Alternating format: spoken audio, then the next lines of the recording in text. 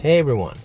Well, it's a wrap on the 4th season of Make Acura Great Again project, which adds another 7 episodes to the existing 21, all of them done in 2 languages. I hope this was useful to you. Thank you all for your feedback and support, which keeps me motivated to keep working on my channel. The work on the next season has already started, probably aiming to release early next year. Meanwhile, I'll still be producing other videos on various topics.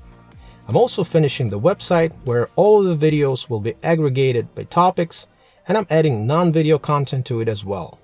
My name is of course Bogdan, and this is Acura Addicted channel. If you haven't already, consider subscribing and turning notifications on so you don't miss any new videos. And as always, drive safe, use your turn signals, and remember, anything is possible with the right tools and motivation. See you next time!